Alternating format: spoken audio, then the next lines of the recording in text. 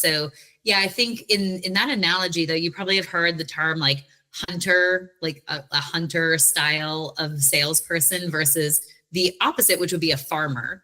So if you think about it, a hunter, whether they're human or animal, is very laser focused on like one particular bit of prey at a time, one particular kill at a time. Versus a farmer's approach is to take 1 million seeds, sprinkle them in a field, knowing full well that 900,000 of them are going to blow away to the wind or be eaten by birds, but some percentage of 100,000 or even, 10,000 seeds are going to bloom and are going to take hold. Your business's success depends on relationships with customers, relationships with employees, and relationships with stakeholders. What do they all have in common? They're all human. It doesn't matter if your business is B2B or B2C, it's really H to H, human to human. Welcome to the Human Connection Podcast. I'm your host, Karl Pontau. Each week I'll bring you stories, insights, and practical advice from experts that you can apply to your growing company and daily life. This week I'm excited to connect with Nora DiNuzzo. Nora spent the first 15 years of her career leading growth for independent advertising agencies, pitching hundreds of brands from startups to Fortune 500 and generating over $50 million in net revenue. Now, as co-founder and CSO of Blood, Sweat, and Tears, she leverages her deep industry expertise to design custom growth strategies, whether the agency's ultimate goal is to stabilize, sustain, scale, or sell the business. BS&T clients span a variety of specializations, including strategy, creative, production, experiential, paid media, programmatic, web, and e-commerce, and BIPOC-owned, women-owned, LGBTQ-owned, Gen Z-owned, and B Corp certified agencies. Congrats on your success with Blood, Sweat, and Tears, and welcome to the Human Connection Podcast. Thanks, Karl. Thanks so much for having me today. I loved, we instantly bonded over to the phrase that B2B is H to H, human to human. Awesome. Yeah, it's something that unfortunately so many companies have forgotten over the last 20 years or so, as they've been so enamored with metrics and dashboards and trying to make things efficient and fast and just kind of get to the end result without understanding that there's all these people involved in the process. And so I'd love to, I think you're one of the best people to possibly talk to about the exponential value of building these human-to-human connections that I think businesses have forgotten because, again, they don't translate so cleanly to a spreadsheet or a KPI, but they're kind of seeing now that without these relationships, their growth and stability are falling apart. So tell me more about your experience with the exponential value of human-to-human connection. Absolutely. Yeah. I mean, it's interesting because what I do in growth or business development, I've never really thought about it as sales because I've always sold services. And when you're selling services, you're often selling human capital, not physical product. So I often will say, like, selling this is very different than selling a team of people doing a bespoke or custom services package. So, you could sell lots and lots of this to make $1 million, or you could sell one custom package of human ingenuity to help, for that same $1 million that helps someone make $100 million or $1 billion. So like, that's the world I come from, is really like how to package human capital and human services. And so therefore it's not as easy as just saying like, input in, output out. There's a lot of sort of gray area, or if you want to be, more fun about it, magic, it's a little bit of a black box. Like what goes in and what comes out, that's the secret sauce. Like that's what people pay for, right? So coming from the agency world, like that's why brands historically hired agencies, is because they didn't know how to make the magic happen for themselves. They needed a partner who could do that. So yeah, I would say I'm very used to in my career trying to package human ingenuity and creativity and also try to put a price tag on that, which is quite difficult. And it's a big part of my job. So yeah, I think in that analogy though, you probably have heard the term like hunter, like a hunter style of salesperson versus the opposite, which would be a farmer. So if you think about it, a hunter, whether they're human or animal, is very laser focused on like one particular bit of prey at a time, one particular kill at a time. versus a farmer's approach is to take 1 million seeds, sprinkle them in a field, knowing full well that 900,000 of them are going to blow away to the wind or be eaten by birds, but some percentage of 100,000 or even, 10,000 seeds are going to bloom and are going to take hold. So it's really like a different approach and a different style. And if you're a farmer like I am and have always been, you don't mind if 900,000 seeds never become anything. You just simply don't. You're like, you just assume that's what's going to happen, because also like at any point in time, and I think most salespeople or business development people know this, less than 5%, maybe even less than 1% of the people that are in your funnel are at the moment and point of conversion. So that's a lot of seeds you got to sprinkle. If you had to try to do that all as individualized hunts, like a cheetah, think about how tired a cheetah gets running after one bit of prey.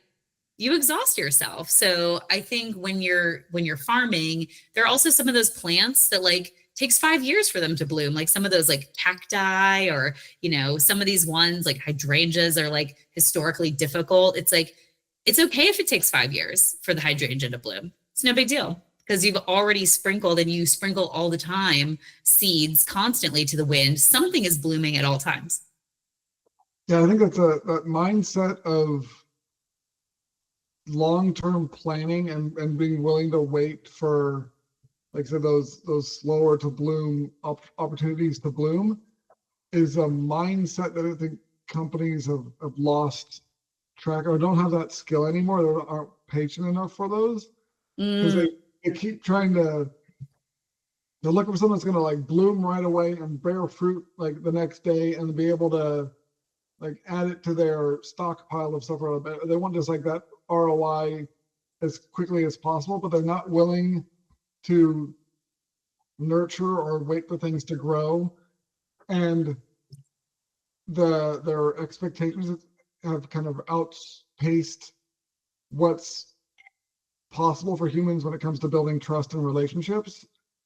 And so it's like, and using your analogy, it's like they plant a seed, and if it hasn't basically grown all the way and borne fruit by then, like the time they get up in the morning, then they're going to rip it out and like and forget it, or they're going to discount, oh, that's not worth our time, we're not going to plant any more of those. When it's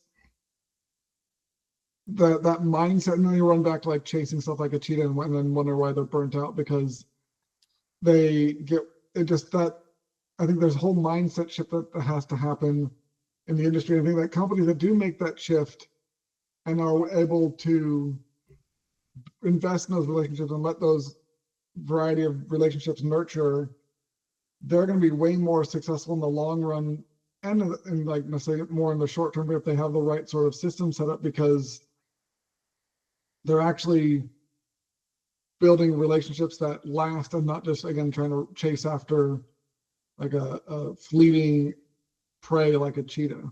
Yeah, exactly. I mean, like, look, there is reason though to go after specifics, right? And so this is the difference between, and also just like, you have to go seek, and you have to like receive at the same time. So like we would talk about that as like inbound and outbound. Inbound opportunities are like the things that come to you, the things that bloom after you've sprinkled all the seeds, right?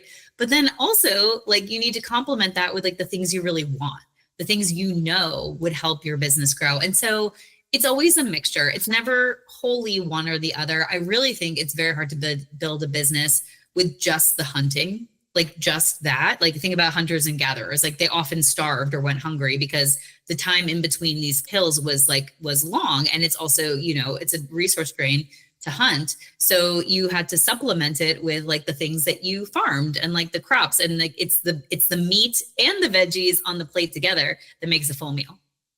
And actually, from the anthropological like studies, I've heard that it was more like hunter-gatherer than hunter-gatherer, because like most of the food they got was from gathering, not from hunting, just because the tools and their success rate was so slim. So it did seem like more appealing to hunt and land those big kills, but what actually keeps people alive and keeps the business going is the gathering, not the hunting. It just, that's been the more like dramatized or kind of people think of as being more appealing, or kind of the sexy. Yeah, it's like the sexy part of it or whatever, but it's like, you also have to be realistic. And I think your point about patience is one I talk about a lot. And so I have all these sayings. I think like the majority of people really are visual learners, or they think in sort of analogies. And so I talk in analogies a lot when I'm kind of educating and advising people.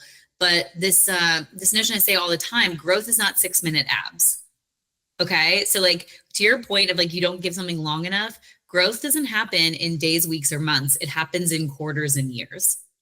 So all this obsession with like the day's results or the week's results or the week's KPIs or impressions, that's just a sliver and a snapshot of like what you have to give, like as far as a runway. It has to be a year or more a lot of times. And people are not willing to hear that they can't have their abs for another year or two, and that the reps in between is what's going to get them to abs 2 years from now. No, I want 6-minute abs. I want them right now, right before I go on my like vacation. I need my abs right now.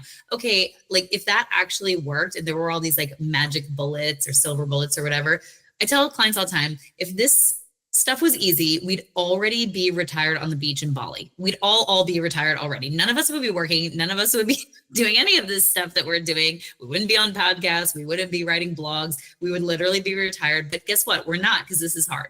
This is not easy stuff. It requires confidence times consistency times time. That's the equation. Confident about what you have to say or sell, consistent about saying it, so people, get the opportunity to know what you do and actually follow through with you, and now do that forever until you're ready to retire. That's where people fall down. One of those three things, or several of them. Yeah, I think time is one that, like I mentioned before, just people aren't willing to give things time to mature. They don't give people time to really build trust with them. They don't even really know how to build trust with people anymore. They've been so focused on like buy, sell, that people just expect to be pitch slapped. They're not looking for, or don't expect people to want to really connect with them. There's so much, like I think the stat I heard from a couple of weeks ago was like big businesses, like 17% of consumers trust them, which is just like, oh my gosh, I'm surprised it's that high, to be honest. I mean, like consumer sentiment and like trust in brands is an all-time low right now, because to your point, they become very, very transactional. And guess what? People don't like to be thought of as a number on a spreadsheet. I don't like to be thought of as a lead. I'm a human being. I'm a mother, I'm a business owner. I don't want to be thought of as a lead on your spreadsheet. I don't want to be thought of as a prospect. I want to be thought of as Nora, the human. Get to know me. How about get to know me and then figure out if what you do is something I need. Figure out if like you can actually help me. Like these people that kind of slap you in the DMs and stuff on LinkedIn, it's like, you don't even know my business. How would you be giving me the solution? I have the solution for you. You don't know me and I don't know you. So already, why on earth would I be interested in your solution for a problem I don't have? Yeah, it always makes me laugh when people send me like a pitch slap DM that's selling something that I do. Yes, I do that all the time. I'm like, bro, do you know what business development is? Like, I literally, people who are like, I will fill your calendar with meetings. I'm like, there's like 2 slots a week open on my calendar. Like, I'm already like up to the gills. Like, I know how to get meetings on my own calendar. Yeah, and I think people, they mistake that. You mentioned like the spreading a lot of seeds as a farmer, and then the ones that stick are good, but they kind of trying to apply that to the hunter side of things. Like, oh, if I just shoot a bunch of arrows in the air, eventually I'll kill something. It's like, it's so ridiculous to say it that way, right? You're like, that's absurd. That's not how hunting happens. Yeah. And so I think they're thinking, well, if I just get enough numbers out there, but they forget that they don't think about the other person and how our brains, it takes a certain amount of time for us to build trust. And you have to not just touch a certain number of times to build trust, you have to connect a certain number of times and actually touch the right way, and touch the wrong way sounds really weird. But there's a certain way and a certain process to building trust with people that's based on how our brains actually work and how people actually build relationships.